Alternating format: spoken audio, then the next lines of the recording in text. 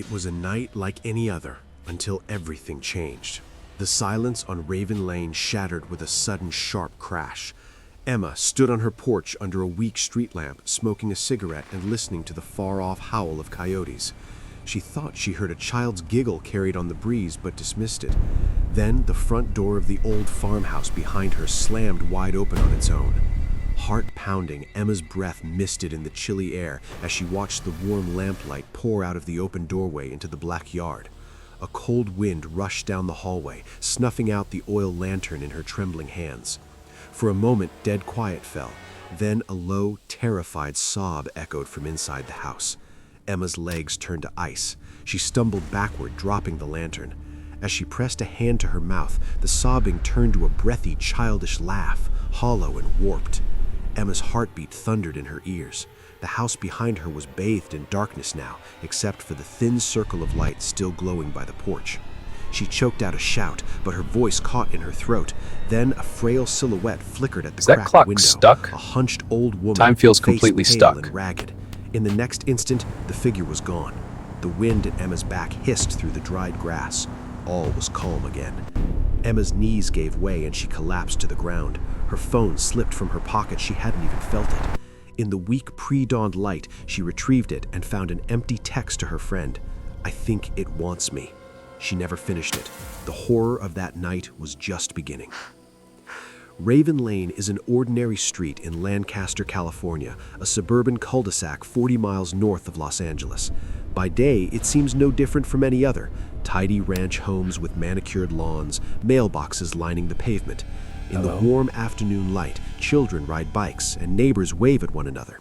There's a faint smell of sagebrush and summer heat. The quiet here feels safe until darkness falls. At night, everything changes. The wind kicks up a cool desert chill and sounds take on new life. Even a creaking oak limb or a crackling radio speaker can sound like a whisper. Official records show nothing unusual ever happened here. In fact, local archives mentioned Raven Lane only once for a gang-related shooting in 2021. That news story feels dull by comparison. When the sun dips low, neighbors say the street itself seems different. The houses appear to watch. Shadows stretch too long. If you're new here, consider subscribing for more chilling true stories. Over the decades, vacant lots and quiet cul-de-sacs on Raven Lane have let legends grow. One older resident remembers a time before any house stood here, when an apple orchard filled the valley air with blossom fragrance. "The wind used to moan through those trees," she told us. Then one night, flames roared through the orchard, burning it to ash. Strangely, no newspaper story or official report exists, just the burnt fence posts standing like charred sentinels in the dirt. The orchard was cleared, and in the late 1970s, tract homes sprung up where the trees once were. Shortly thereafter, whispers began. Folklore teaches that restless spirits often linger where tragedy struck. Raven Lane's rumors fit the pattern. At twilight, people began telling tales. A man seen running down the street engulfed in flames, a child's wailing coming from the irrigation ditch, a ghostly woman drifting along the sidewalk. Each version added detail: a flickering lantern, a bloody handprint on a wall, the scent of smoke on the breeze, though none of it appears in any official record. There is no police report of a farmer's body, no death certificate for a ghost child, Not no on most official acknowledgement GPS. of a burning orchard, just the desert sky and empty lots. And with every sunset, a new story finds its way into the lore of Raven Lane. The first documented encounter came in 2003. Lily Roberts, a college student, was babysitting in one of the homes on this street. Around midnight, she was startled awake by the soft, tinny notes of a music box playing downstairs. The nursery was empty, and no toy was winding. Shaking, Lily crept down the hallway. The air was icy cold. In the dim nursery light, she saw the wooden cradle slowly rocking back and forth, though no one sat in it. The melody abruptly stopped. Lily's breath caught when she heard a whisper behind her. "She's here." Lily bolted back upstairs and fled outside, screaming the rest of the night. She never returned to that house without other people present. Not long after, more tales surfaced. Jason Newen lived 2 doors down and experienced the supernatural firsthand. One night, he came home from work, removed his boots by the door, and turned to hang his jacket. Suddenly, his dog Wilbur barked and backed into him. Jason followed Wilbur outside. The phone's and footage froze. shows the lights, but In the no car. driveway stood a little Just girl lights in a white moving dress, through the dark. muddy and barefoot, with tear-filled eyes. "Please, help me," she whispered. Jason stepped forward and the girl tilted her head toward him. Then she vanished into thin air, leaving Jason alone in the yard. That night, Wilbur whimpered at the back gate until Jason left town. Another resident, Maribel, reported subtle hauntings at her house. Each morning she found tiny scratches and dried flowers on her back doorstep, though she had no garden. Often at night, the corridor outside her bedroom would click softly as if someone were pacing. One evening, the living room lights began flickering violently, plunging the house into darkness for 5 long seconds. Maribel stood frozen, feeling a presence breathe warm air on the back of her neck. Then the lights blazed back on. Everything seemed in its place except for the rocking chair which had slid out from the table. She quit using the front porch swing afterward, feeling that something there had observed her every move. 750 plus creepy forest pictures. Download free images on Unsplash.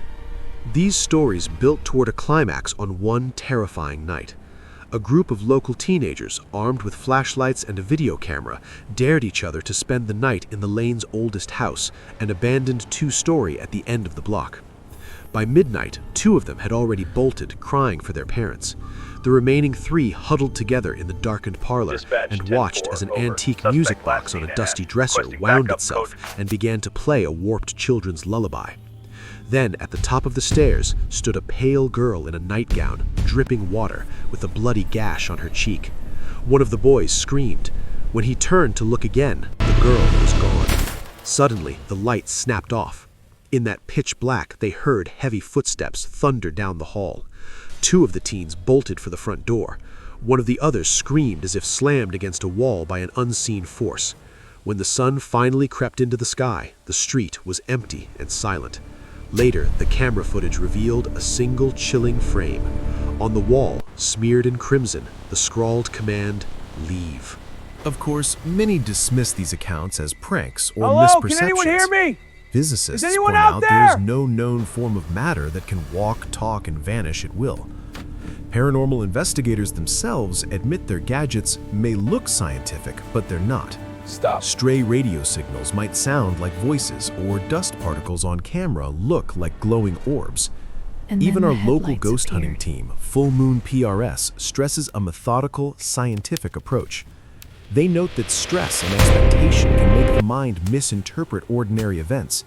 In fact, scientific reviews conclude there's no proof that ghosts exist, and the tricks of ghost hunting, EVP recordings, EMF meters, drifting orbs, are often described as pseudoscience. By that logic, every creak and flicker on Raven Lane can be given an ordinary explanation, though it doesn't make them feel any less frightening when you're alone in the dark. Now, Raven Lane is synonymous with unease. Some of its houses sit dark and empty, as if even electricity fears to live here. A few families have quietly moved away, unable to sleep with the inexplicable noises in the night. Those who remain sometimes joke about the haunted cul-de-sac, but the laughter often stops when the lights go out. Reporters and historians who probed public records turned up nothing to prove the wildest rumors. No missing persons, no court cases, no documented cults. All they uncovered were the stories passed along by frightened neighbors and shaky video cameras. The lane sleeps in uneasy silence. Every rustle of the wind or distant creak sets hearts pounding. Ravens still circle overhead, their cawing echoing off the walls. And as the last porch light dims on Raven Lane, one question remains unanswered.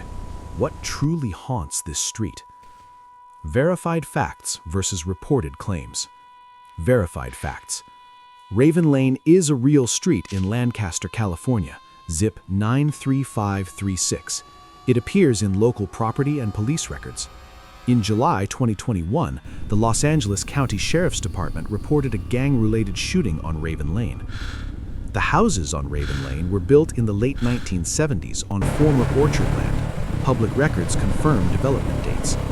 No notable historical incidents, fires, murders, cult activity are documented in official archives for this location. A local paranormal research group called Full Moon PRS founded 2011, is based in Lancaster and advertises a scientific approach to investigating hauntings. Their own materials emphasize technology and environmental explanations for reported phenomena. News archives and historical files contain no mention of any Raven Lane hauntings or tragedies. The only media reports we found were mundane, like the 2021 shooting, or unrelated to ghosts. The 1950s orchard fire and other tales are absent from official records. Reported paranormal claims. Local residents and online forums claim repeated ghostly phenomena on Raven Lane. Disembodied voices, children laughing in empty rooms, cold spots, and objects moving on their own, rocking chairs, swings, and even cars rocking. Witness accounts describe seeing apparitions in empty houses, for example, a childlike figure or an old woman with pale skin, and finding cryptic messages, "Leave," scrawled in dust or what appears to be blood on walls and floors. Video footage shared online supposedly captured shadowy figures and eerie sounds. Rumors claim a tragic event, fire or family murder, underlies the haunting. Tales circulate of an orchard fire or a family killed on the property. However, no fire department report, obituary, or police file confirms any such incident in the neighborhood's history. Some ghost enthusiasts report capturing EVP or other evidence, but these remain anecdotal and unverified by independent experts. General ghost lore applies. Folklore often connects hauntings to violent deaths or wronged spirits. Raven Lane's story fits common patterns, e.g., ghost children, angry spirits. Scientific skeptical analysis emphasizes natural causes. Studies note that flickering lights and orbs in photos can come from electrical wiring or dust. Many supposed ghost voices on recordings can be radio interference or audio pareidolia. Even ghost hunters' investigations have concluded many eerie incidents were due to mundane factors, EM fields, swinging doors. Alternate Raven Lanes. There are other streets named Raven Lane, for example in Michigan and other states, but none have notable paranormal lore. The Lancaster case is the only one linked to a haunting narrative. I know, but it's peaceful. Wait, footsteps in the trees. Not on the road.